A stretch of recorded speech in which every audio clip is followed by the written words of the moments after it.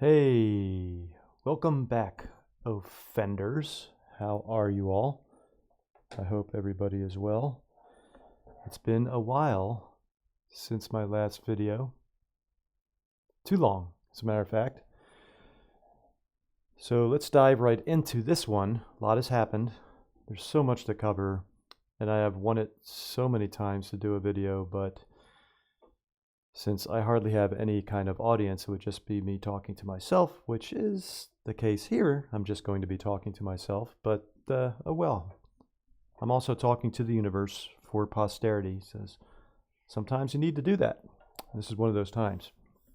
So the YouTube algorithm is great in this regard.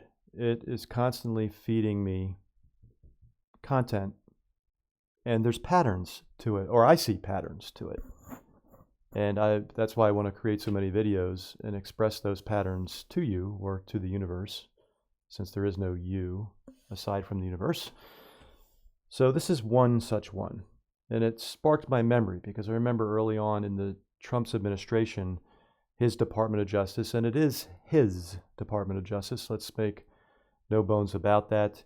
Pam Bondage is his Attorney General. His. He runs it and owns it all. It's all beholden to him. He is the uber dictator. So early on in his administration, he had his Department of Justice eliminate a program that had started under Biden. Biden started the program with an executive order. It's a great program, as a matter of fact. Any person with decency and common sense would say, and even law enforcement itself has said this was an excellent program because they didn't have this resource previously. And they could have avoided a lot of liability as a result. Not to mention a lot of tragedy. And this right here is an example of it. So I don't want to give it away, because I will give you the punchline of all this after we watch this video. But let's watch this video, take it all in, listen closely.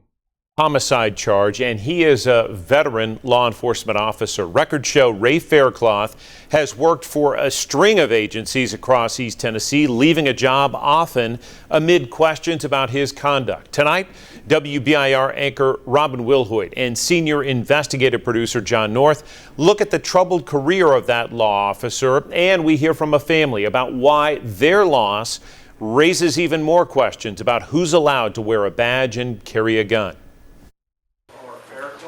Ray Faircloth stands before a judge, not to testify about a case he's investigated, but to face a charge of criminally negligent homicide. In the courtroom gallery, the mother and father of the man the longtime law enforcement officer shot 4 times. He was never a violent person. He was loving.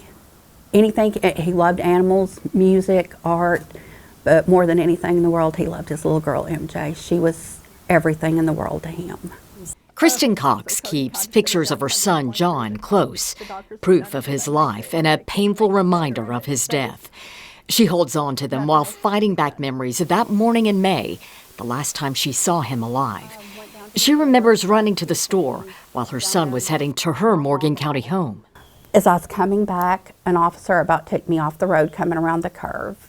As I got up there, my husband come running to me, telling me, "Don't get out of the car, just stay in the car." I'm like, "Why, and he's like, "They shot John." I'm like, "They tased him?" He's like, "No." He said, "They didn't use a taser."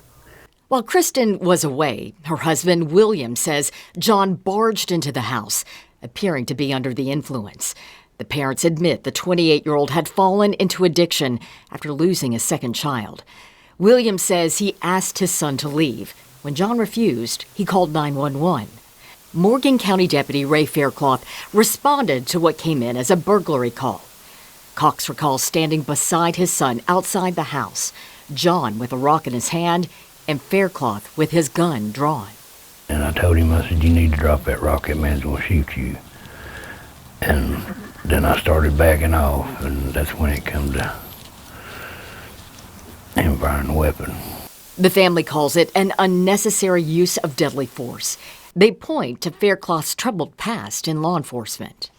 Basically that he's a monster that has hid behind his badge for many years, terrorizing people and victimizing people, and never ends up with anything happening to him out of it. He always gets a slap on the hand. Faircloth's career in law enforcement started in Jefferson County. As a deputy from 2005 to 2008, he was reprimanded multiple times for safety violations, disrespect, and insubordination before abruptly leaving the department. Then Sheriff David Davenport wrote in Faircloth's termination letter, "Ray, you are an intelligent young man, but I don't believe you belong in police work." Faircloth would go on to be hired several more times for jobs requiring a badge and a gun. He joined the Anderson County Sheriff's Department in 2009, where he was suspended twice before resigning. He was hired, then fired by the Tennessee Highway Patrol in 2012 for unsatisfactory performance during his initial probationary period. Then came the Oak Ridge Police Department, where he was suspended several times and placed on administrative leave for excessive force before eventually resigning. It's better to identify a problem employee before that problem becomes yours. David Moore with the UT Municipal Technical Advisory Service says Faircloth falls into a category known as wandering officers, job jumpers hopping from agency to agency, often skirting consequences for bad behavior. The first question becomes, why is the officer leaving? Why are they staying 3 months at this department and going down the road to another department? Tennessee has no standardized hiring protocol for law enforcement officers. Moore says the Peace Officer Standards and Training Commission, known as POST, sets only basic requirements: age, citizenship, education, background check, training, and certification. Moore urges those who hire to dig deeper into an officer's past. So does former prosecutor and now defense attorney Nate Ogle. He advocates for a paper trail to follow officers throughout their careers. But I think there needs to be more thorough information available from the officer's past, perhaps some requirement of an actual full scope of their history in law enforcement, and that be provided to each and every agency to whom they apply. That way the agency is aware of what they're getting into when they hire this individual, and also prosecutors and defense attorneys would have access to that if it becomes important during the course of a case. Ray Faircloth remains on administrative leave from the Morgan County Sheriff's Office as he awaits his trial. A jury will decide if he legally used deadly force against John Cox or if he wrongfully shot the young father 4 times. For John's mother, no verdict will replace her loss. Oh, I always thought it'd be my kids coming to my funeral, not me going to theirs. That was Robin Wilhoit reporting tonight in response to questions from the lawyer for Ray Faircloth. He says in part, anytime an officer is faced with a deadly force threat, their policy and training requires them to have a deadly force response or fear themselves being seriously physically injured or killed. Right now, you can read more of that statement online from the lawyer. So there you have it. So this is about wandering cops. That's a euphemism, in my opinion, wandering cops. I think it's more aptly, or would be more aptly, referred to as bad cops or dirty cops. Okay? Let's be real. Let's call it what it is. I'm not a fan of euphemisms, okay? Wandering cops is a euphemism. There's such a thing as wandering teachers as well. I've heard that term when it's just bad teachers. Okay? This is bad cops. And it's more egregious when it comes to law enforcement, right? Because, I mean, they're carrying a badge and a gun. They're lethal weapons. Not just the gun itself, the operator of the gun is a lethal weapon. So we'll come back to the latter half of this, where it starts right here, because it speaks to this. In the latter part of this video, they talk about what is necessary to screen out these bad cops. Well, now I'm not a fan of Joe Biden. I consider him a war criminal because of his support of the genocide of the Palestinians by Israel. And there's many other reasons I'm not a fan of Joe Biden. And I'm on record here at my channel saying the Dems are not the solution here. However, unlike Donald Trump, who has done nothing good ever, and I mean nothing ever, Biden has on occasion done some good things. And this is one of the good things that Biden has done. Okay? Nobody can argue that this was a bad thing. So he does a great thing, Biden. You will learn about it in this, what I'm going to read here. You'll learn what he did. And if you disagree with me, you're just being a scumbag. This is common sense. Any decent person, any decent citizen with any common sense, let alone intelligence, knows that this was a good deal. Biden did the right thing here. It was sorely needed. And instead of expanding upon that, Trump ended it.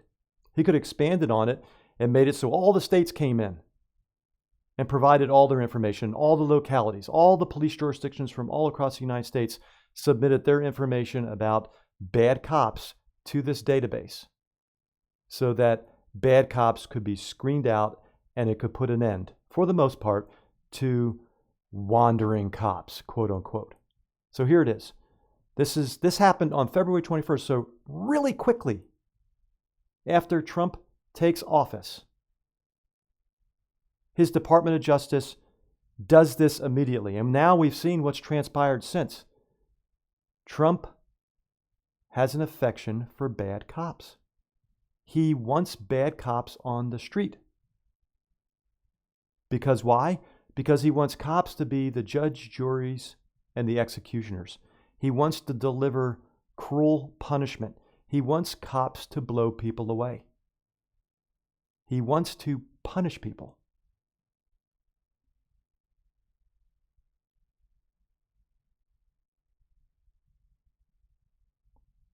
And punish them for spurious reasons.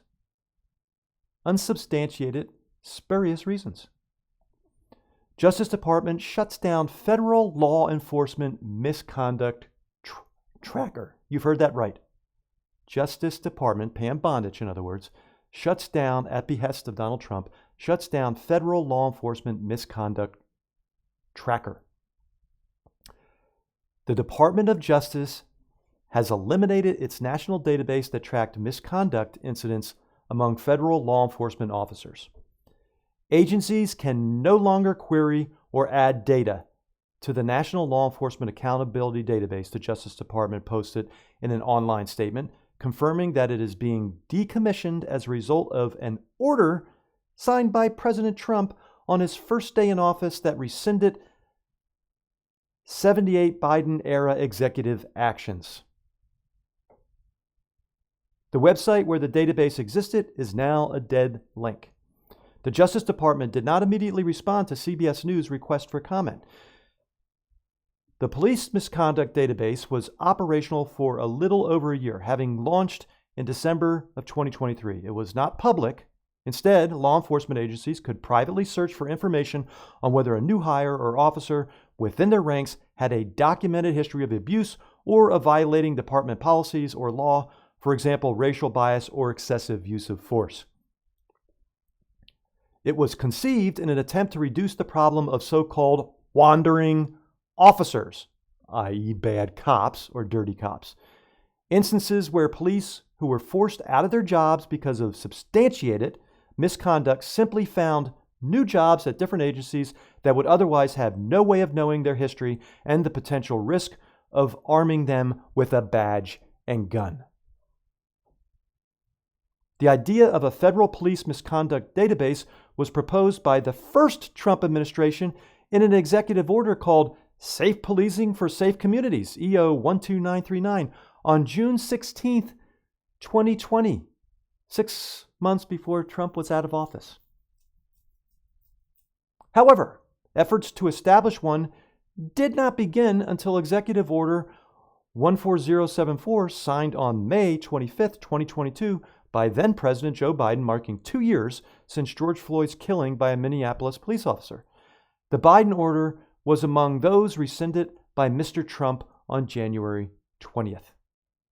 It's a reckless and harmful decision and a major step backward for transparency and public safety, said Chirag Baines, non-resident senior fellow at the Brookings Institution, which is, by the way, at most centrist, and I would say right-leaning organization, who led the development of Biden's executive order establishing the database in his role as Deputy Director of the White House Domestic Policy Council, where he served until 2023. Why would you shut this down? This helps no one except bad actors who had no business wearing the badge, he said. All 90 executive agencies with law enforcement officers were required to report misconduct incidents related to their nearly 150,000 federal police nationwide. During its brief time in operation, an additional 4 departments also voluntarily submitted officer records. The president only has the authority to require federal agencies to participate. However, the NLEAD, that should really read, sorry, once again, I put the emphasis properly. The president only has the authority to require federal agencies to participate. However, the NLEAD was designed with the potential to incorporate state, local, and tribal police departments as well, offering them a series of grants as incentives to opt in. And Trump could have expanded upon this in his term, and instead, he ended it all. According to Baines, the Biden administration built the database in direct consultation with policing agencies, civil rights groups, and academics, and specifically included due process protections for individual officers, giving them the ability to challenge the inclusion of any potential mistaken information. Sounds fair to me. Sounds comprehensive and robust. This really makes cops' jobs harder, Baines said of the shutdown. The International Association of Chiefs of Police appeared to agree. So this is the International Association of Chiefs of Police's statement here. Our members saw real value in the NLEAD database, which is why we worked with both the Trump and Biden administrations on conceptualizing and bringing the database to life. IACP President Ken Walker told CBS News in a statement, "When hiring a law enforcement officer, leaders want to have as much information and context about candidates as possible while ensuring that each candidate's due process rights are respected." In 2020, a team of researchers from Duke University and Chicago Law School studied data on all 98,000 law enforcement officers at nearly 500 police agencies in the state of Florida and found that officers with a history of substantiated misconduct were more likely than both officers hired as rookies and those hired as veterans who have never been fired to be fired from their next job or to receive a complaint for a moral character violation. In other words, they will most definitely be repeat offenders. In its first annual report published last December, the Bureau of Justice Statistics through NLEAD database identified 4,790 misconduct incidents between 2018 and 2023.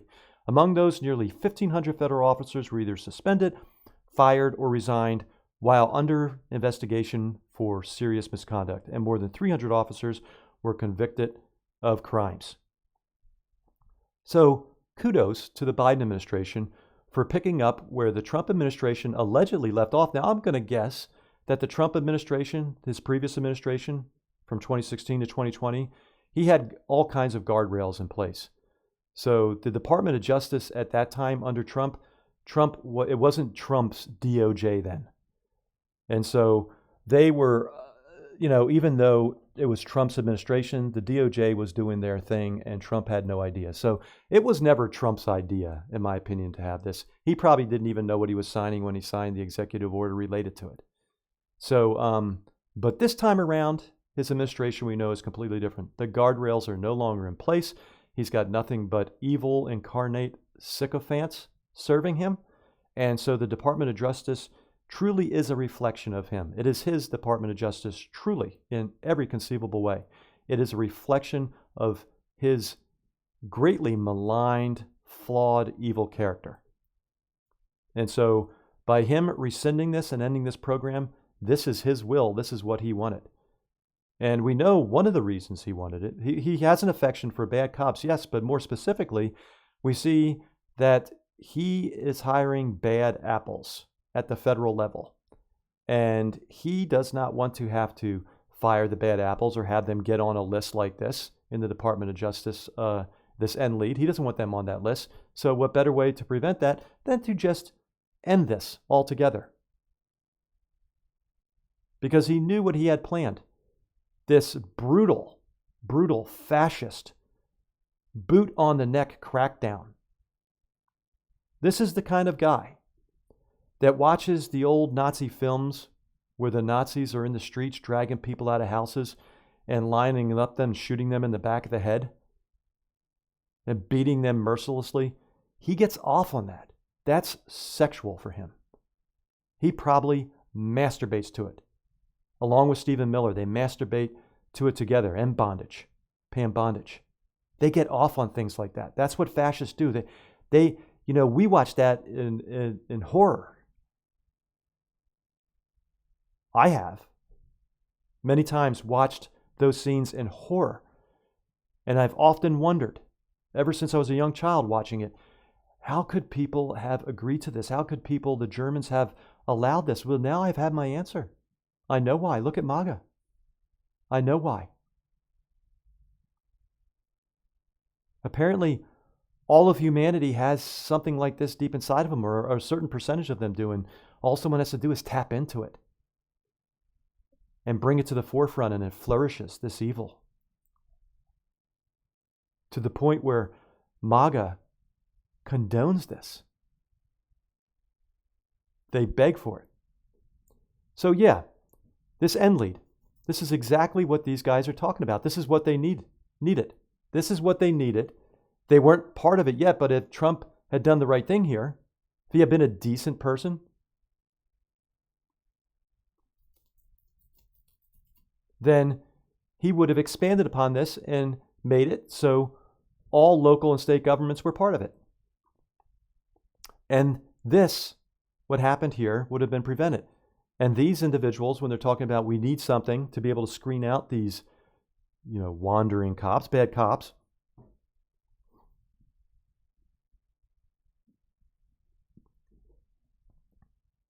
they would have had that. And this would have been avoided. So let's listen to what they say again. The first question becomes, why is the officer leaving? Why are they staying 3 months at this department and going down the road to another department? Tennessee has no standardized hiring protocol for law enforcement officers. Moore says the Peace Officer Standards and Training Commission, known as POST, sets only basic requirements: age, citizenship, education, background check, training, and certification. Moore urges those who hire to dig deeper into an officer's past. Moore urges those who hire to dig deeper into an officer's past. And had Trump done what any decent leader would have done, he would have expanded upon this rather than ending it. And it would have included state and local police jurisdictions. And so you could just go to the database and take a look. This guy would have been reported in the database. And you would have taken a look and said, "Whoo, he's a dirty cop. He's a bad cop. We don't want to be hiring him." And if they did hire him knowing that information, well, then they're scumbags themselves and they're on the hook. They're on the hook if they get sued, right? So does former prosecutor and now defense attorney Nate Ogle. He advocates for a paper trail to follow officers throughout their career. There you go. And EndLead would provide this. Think about how EndLead is perfectly appropriate for this. It would have screened this scumbag out. It would have screened him out. They never would have hired him. And this tragedy would have been avoided. Now, his attorney claims he had to meet deadly force with deadly force. The guy had a rock. A rock. A rock is not deadly force. It's not. But this guy was a rabid, out-of-control cop ready to get his kill on. He's the perfect Trump cop. Judge, jury, and executioner ready to get the kill on.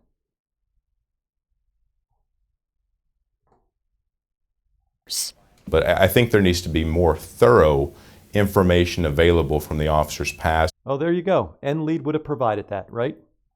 Perhaps some requirement of an actual full scope of their EndLead. He's exactly saying it here. He's saying EndLead. history in law enforcement, and that be provided to each and every agency to whom they apply. That way the agency is aware of what they're getting into when they hire this individual, and also prosecutors and defense attorneys would have access to that if it becomes important during the course of a case. There you go. And Trump ended that. Instead of expanding it to include states and localities, he ended it. And these folks, I want to say, are they MAGA? Was their son MAGA? I don't believe in karma, but a lot of people throw that out here. I mean, if they're MAGA, and there's a good chance they are, and I'm going to tell you why. Tennessee is a huge MAGA state. It ranks right up there with Alabama, with Mississippi. It is a massive MAGA state. And this is rural Tennessee. In rural Tennessee, the support for Donald Trump is in like 90%, if not more. So there's a good chance they are MAGA. Whether they voted for him or not, people in rural, deep south, and even southern states, they still support Trump whether they voted or not. And this is what Trump stands for. That wandering cop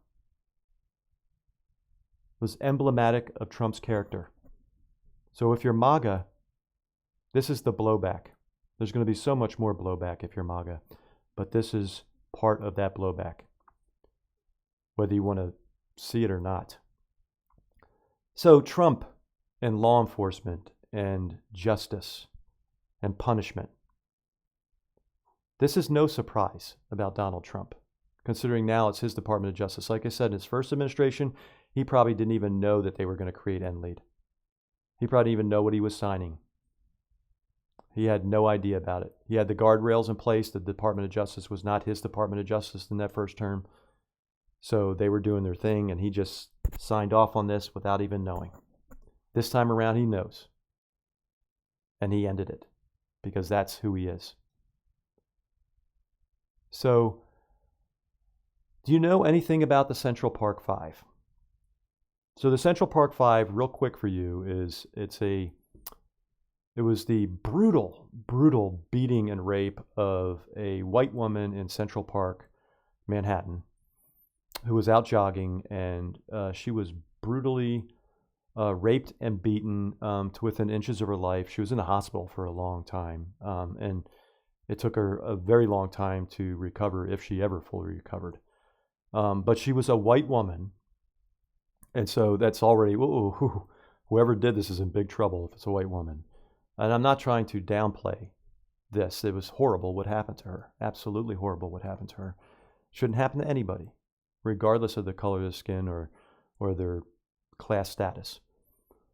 But anyway, the police were under pressure because it was this white woman to get somebody for this. So they jumped on what was called the Central Park Five, which were these five guys, not even guys, five young boys, not even young men. They were 16, like at the time, 15, 16, maybe 14, some of 15 or 16, thereabouts, mid-teens. And they brought them in there and they played that game where they hold them forever and grill them and grill them and grill them and wear them down and wear them down and wear them down. And eventually charge them with the crime. And they were ultimately, and then they went to jail for this. They went to jail for a significant period of time. As a matter of fact, they went to jail. And they were finally exonerated and released in 2002 when the true perpetrator, was a lone perpetrator, was investigated and confessed, and the DNA matched him.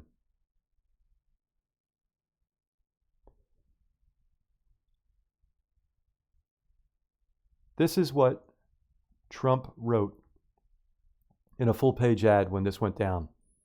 not the exoneration, when they caught the Central Park Five. He said, bring back the death penalty, bring back our police.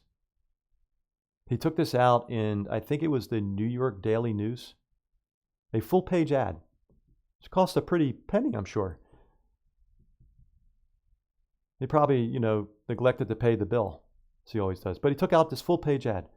Bring back our police.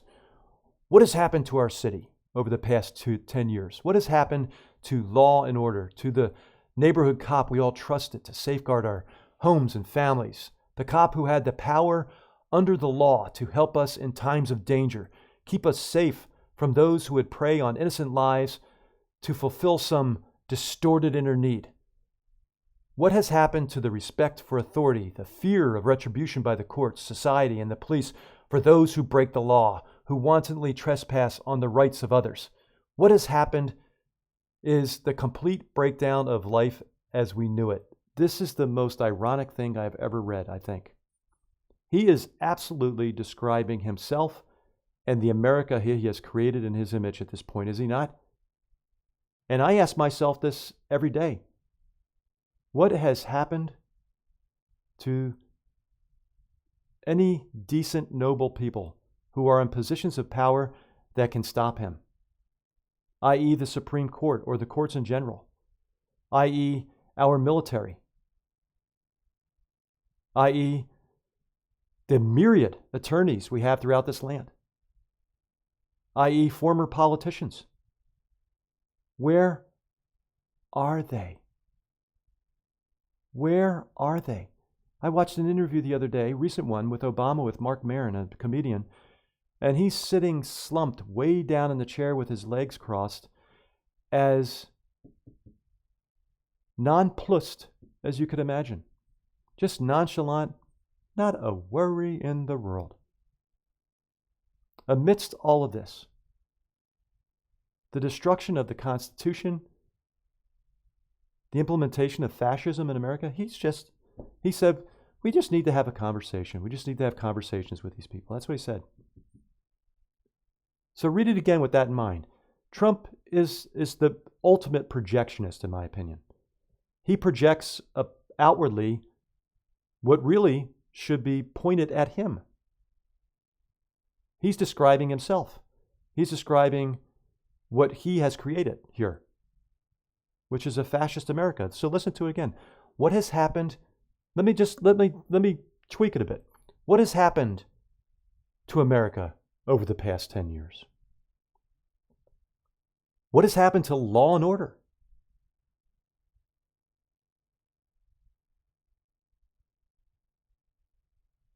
To the neighborhood cops we all trusted to safeguard our homes and families. The cops who had the power under the law to help us in times of danger. Keep us safe from those who would prey on innocent lives to fulfill some distorted inner need. Wow. What has happened to the respect for authority? Or the respect for the Constitution?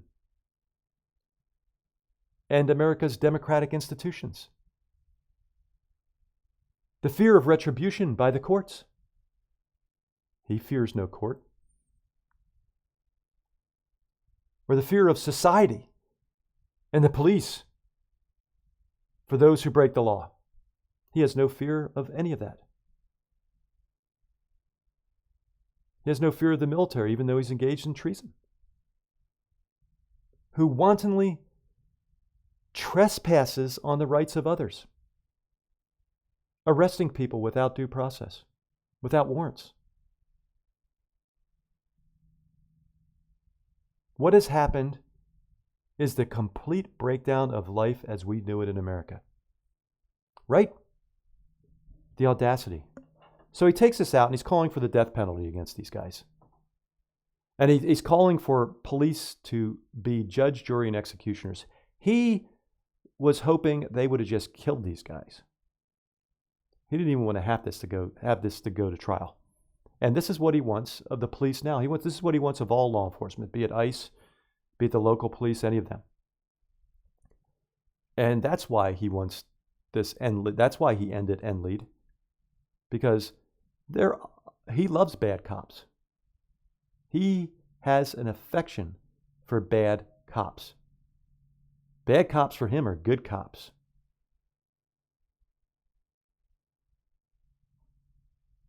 Here he is talking about the Central Park Five. Of course I hate these people, and let's all hate these people, because maybe hate is what we need if we're going to get something done. I mean, it's incredible. After that terrible attack in Central Park, you spent a lot of money taking ads that seemed, Donald, to the casual reader insightful, like vigilante, wow, let's fight back. You want to give me a little history?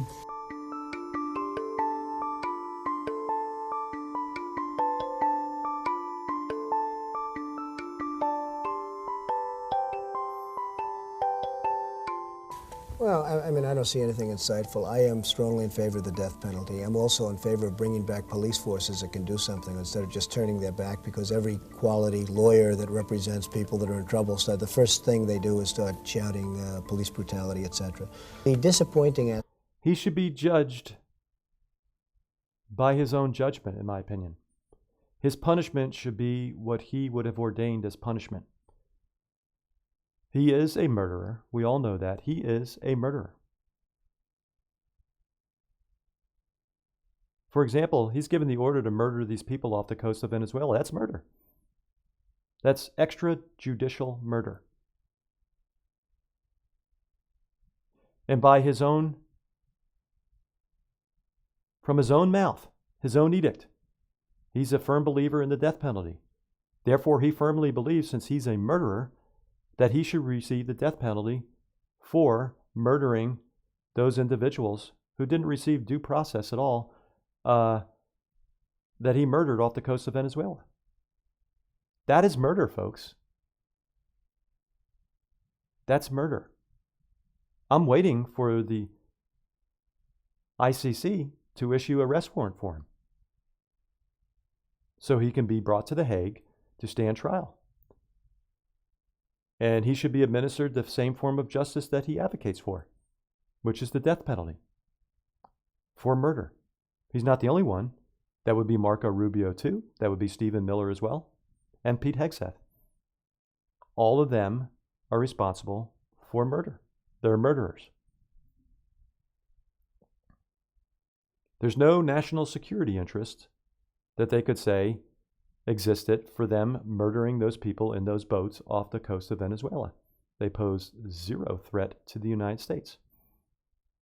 It's murder. If they were even drug dealers, which I'm going to say they weren't, because they never would have turned those two over that survived back over. Aspect of it is that, well, 95% of the people agree with me. Probably 40% of the columnists agree. I mean, I've had newspaper people, in fact, I had some woman the other day stick a microphone in my face from one of the major networks. But don't you have compassion for these young men that raped and beat and mugged and everything else this wonderful woman?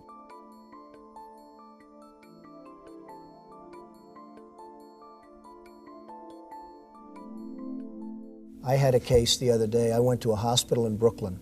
A woman was raped, mugged, and thrown off a 4-story building, okay? And a reporter asked me whether or not I had any compassion or feeling for the people that did it. Do I have hatred for them? And I said, look, this woman was raped, mugged, and thrown off a building. Thrown off a building, on top of everything else. She's virtually, I mean, she's got some major problems, to put it mildly.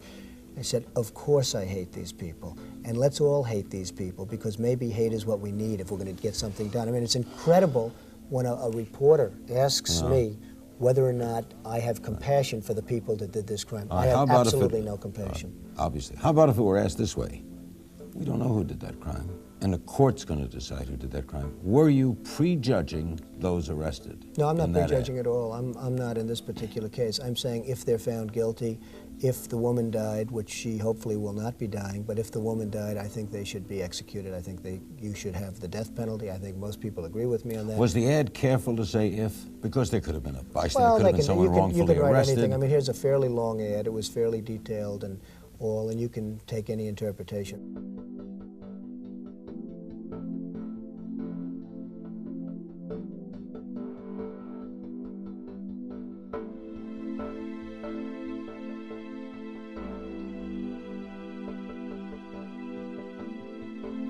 he still didn't buy their innocence, even though they were exonerated fully. How evil and twisted is that? These poor kids spent years in prison for something they didn't do.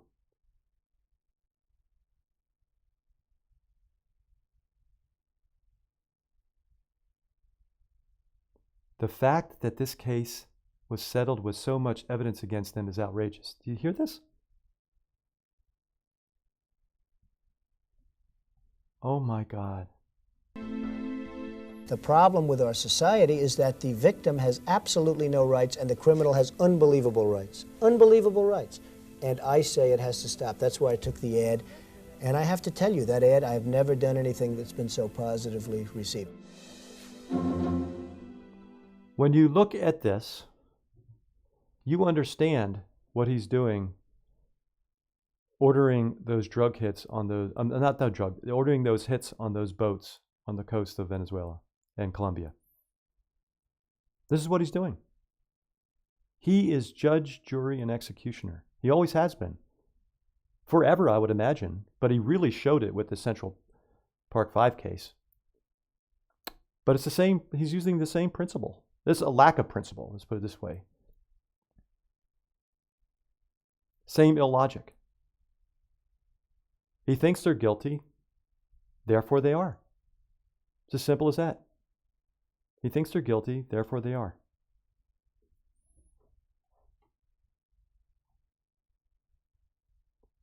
So, why are the Central Park 5 suing Donald Trump? In recent comments, the former president tried to justify calling for their execution in 1989 by falsely claiming that they had pled guilty.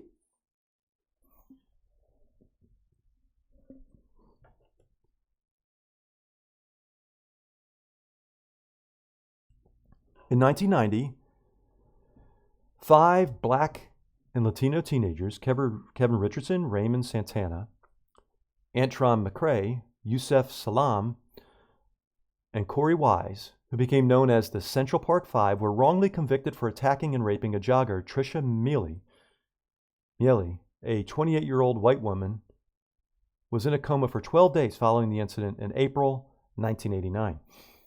Subsequently exonerated, the 5, all of them now in their 50s, now find themselves in the middle of another legal battle. On Monday, the 5 men filed a lawsuit in Pennsylvania suing former President Donald Trump, accusing him of false and defamatory statements he made during the presidential debate in September with Vice President Kamala Harris. Trump is the Republican candidate for the November election, while Harris is the Democratic Party's nominee. It's the latest chapter in a long-running saga involving the Central Park 5, now sometimes known as the Exonerated 5, and Trump, who once called for their execution in an infamous series of advertisements, one of those of which we just saw. So what's the latest lawsuit about? How has the Trump campaign responded, and what's Trump's history with the Central Park 5? At the September debate, Trump said that at the time of the interrogation process in 1989, the teenagers admitted. They said they pled guilty. And I said, well, if they pled guilty, they badly hurt a person, killed a person ultimately. However, no one was killed in the 1989 attack. Miele was severely battered, left in a coma, and is still dealing with long-term effects from the attack, but she survived. Unbelievable. Even more telling when we talk about the boats being blown up off the coast of Venezuela, right? And I'm telling you, we haven't seen, this is just the tip of the iceberg of what we've seen in America here. He is going to engage in massacres. I can assure you there are going to be massacres. The MAGA people you can see in various comments on YouTube's, they're calling for Kent State massacres. They want to get massacres on. I'm telling you, they are ready to get it on. Trump was also wrong in his claim that the Central Park 5 pled guilty. Throughout the trial, they all insisted that they were innocent, as their lawyers pointed out in their lawsuit. The lawsuit says Trump's debate comments were given negligently and with reckless disregard for their falsity. Absolutely. On the face of that, that is obvious.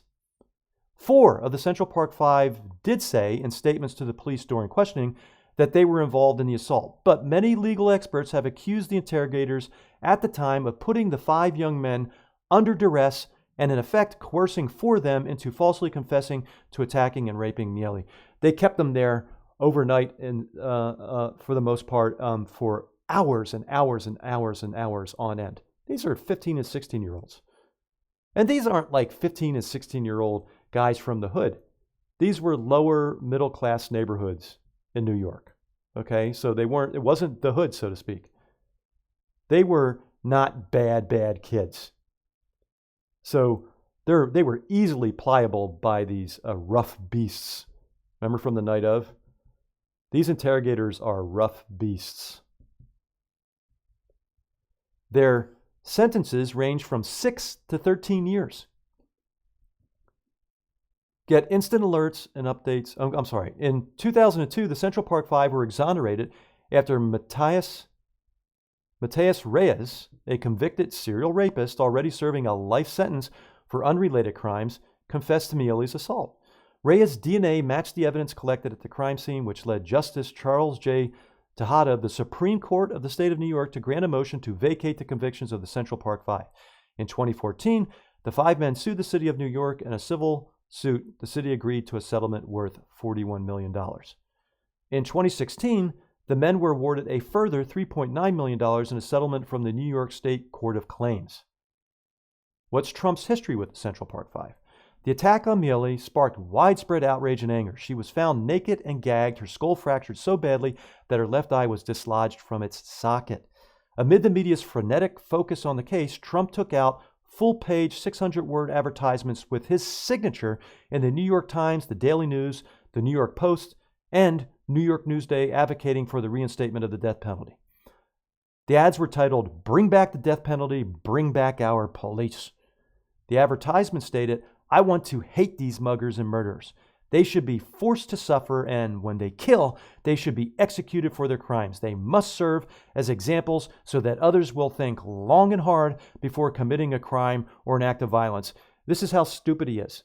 The death penalty doesn't work as deterrence. That is a known fact amongst anyone who has anything better than a brainstem up top. Despite the subsequent vacation of their convictions, Trump has never apologized for those advertisements. How has Trump's campaign responded to the new lawsuit? Shanine Specter, a lawyer for the plaintiffs, said in a statement that Trump's remarks cast them in a harmful false light and intentionally inflicted emotional distress on them. But in a statement, Trump's campaign spokesperson, Stephen Chang, called the lawsuit just another frivolous election interference lawsuit. He claimed the lawsuit was aimed at distracting the American people from Kamala Harris's dangerously liberal agenda and failing campaign. The frantic lawfare efforts by lying Kamala's allies to interfere in the election are going nowhere, and President Trump is dominating as he marches to a historic win for the American people on November 5th, Chang stated, referring to the election date. Oh my God. Could the lawsuit affect Trump's campaign? In the recent September, well, obviously not. In the recent September presidential debate, and unless you subscribe to the notion that Trump may have stolen this election, which I think that is possible and plausible. There are people out there still investigating that, and I think that is actually very possible. I do not discount it. In the recent September presidential debate and at the Democratic National Convention in August, Harris and her supporters have continued to target Trump over his positions regarding the Central Park 5. At the DNC, civil rights activist Al Sharpton brought out the Central Park 5 on stage to speak out against Trump. I can't stand Al Sharpton. I'm not a Dem fan, I told you. I'm never voting Dem again. I voted for Biden, I voted for Harris. I will not vote Dem in the next election, whether it be the midterms or whether it be the presidential election. I'm done with the Dems. I think they are the problem right now. They're containment. If we're able to face this fascist threat head on, rather than having to go through the Democratic Party to do it, we stand a much better chance. Okay, the Dems are complicit with this fascism, in my opinion, at this point. They are complicit. I don't want them getting in the way. They need to be gone. I hope the Dem Party is obliterated, as a matter of fact, as a result of this. And Al Sharpton is part and parcel of that. this joker flying to Barack Obama's hoity-toity birthday party at Martha's Vineyard, his multi-acre estate, $30 million estate on Martha's Vineyard. They all arriving for Barack Obama's birthday party. You have the pictures of it, of them all getting off their private jets, including Al Sharpton. Tawana Brawley, anybody? This guy is a fake. He's a hustler. He's a grifter. Just like Donald Trump. He's the other side of that coin. So get out of here, Al Sharpton. Get the hell out.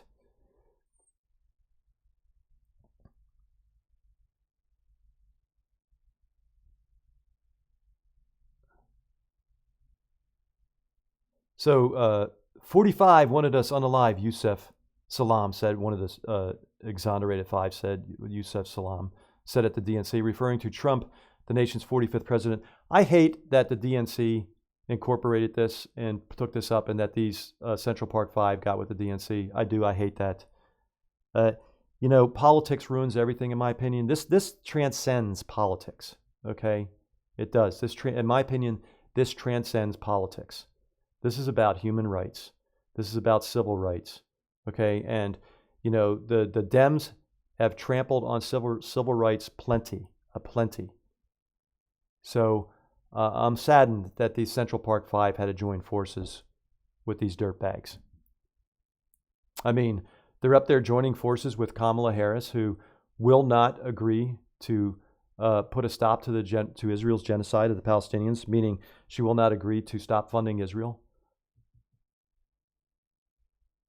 And so I'm going to say to you, Yusef, and the Central Park 5, I and other people like me are better than you. We're better than you. We can feel for you. We have empathy for you. We know what was done to you was the wrong thing. And we would like to make remedies to prevent that from happening in the future. And we see how wrong all that was, and we condemn it. And we have nothing but disdain and loathing for Donald Trump.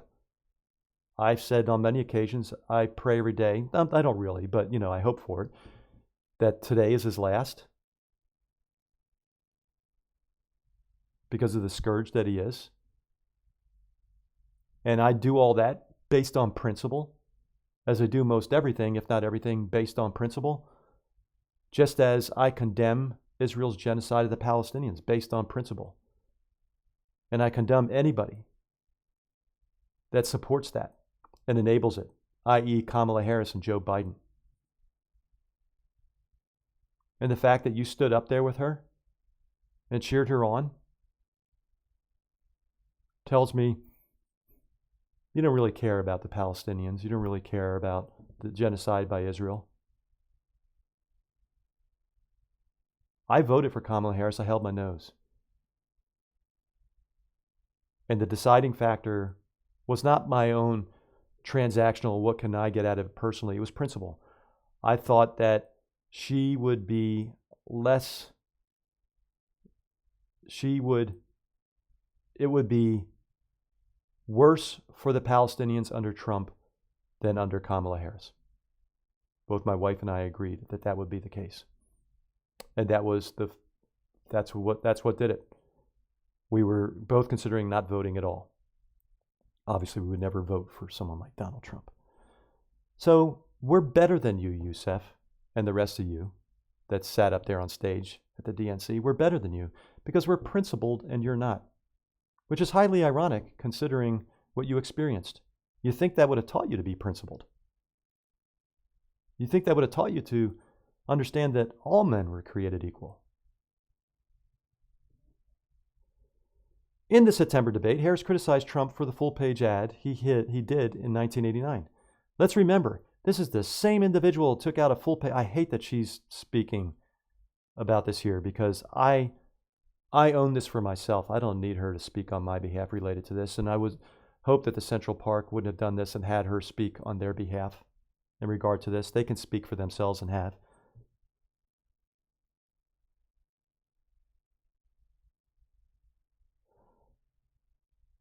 She said, Kamala Harris said, I think the American people want better than that, want better than this, Harris added. And then, ironically enough, this, yet Trump has for months polled at record levels among black voters. Support that appears to have been undented by criticism from Harris and her campaign. Harris is also polling lower than previous Democratic Party candidates among Latinos. And that's why I'm done with the Dem Party, folks. I think the Dem Party pushed them to that. They pushed them to that. If we had a thing called the Workers' Party that was actually structured and composed and staffed by the workers of the world itself, they wouldn't have been polling, those polls wouldn't have been for Donald Trump. They would have been for the Workers' Party. But the Dem Party is not the Workers' Party. The Dem Party is the corporatist party. The corporations owned all the parties, i.e. the wealthy elite, who are the shareholders in all those corporations, who own all those corporations, own both sides of the political coin. So there we have it. Obviously, a fascist like Donald Trump has an affection for bad cops. So did Hitler. The Gestapo was made up of bad cops, of brutal, sadistic,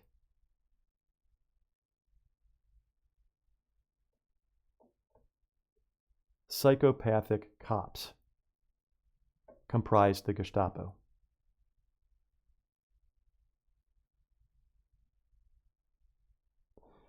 And that's what Trump wants here. I told you, he watches those old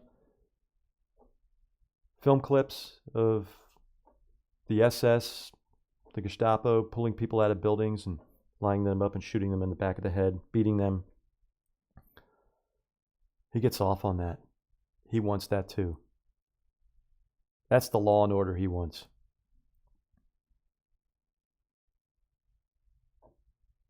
That's where we are. And nobody's stopping it, and nobody's going to stop it. You know, I brought up the Russian Revolution, and I know I've got my little insignia that has Lenin, you know, with the communist flag. I'm not a communist. I'm not a Marxist. I do believe that Marx had great criticism of the capitalist system and its many flaws. Spot on, as a matter of fact. But I'm not signing up for anything that's going to call us workers. In fact, when I said the Workers' Party, you know, really, I don't mean that. That should be the People's Party. The People's Party, made up of the people. From the people, by the people.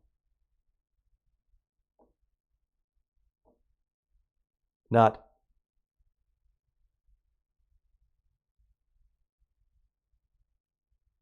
by the rich, for the rich.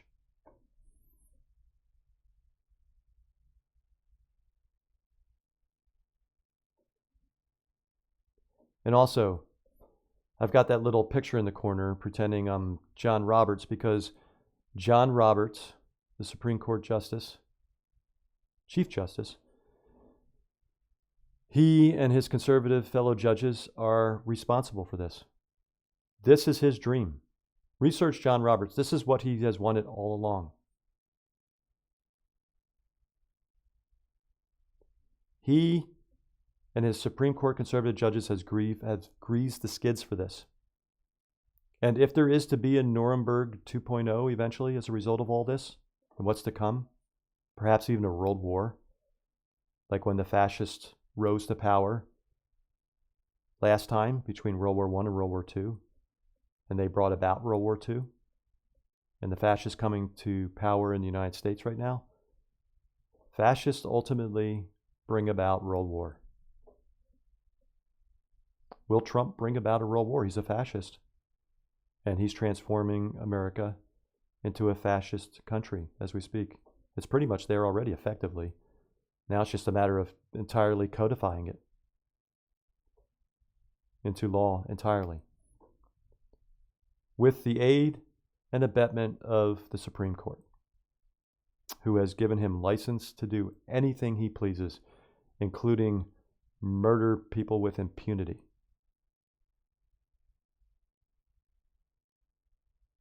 if there's a Nuremberg 2.0, after the fascists fall from power, if they ever do, the Supreme Court should be tried. They should suffer the same fate as the Nazis, or some Nazis, the ones that didn't escape to Argentina or other South American locales. They should suffer the same fate as some of those Nazis that were on trial at Nuremberg. They wanted this. They conjured it. They got it. They own it.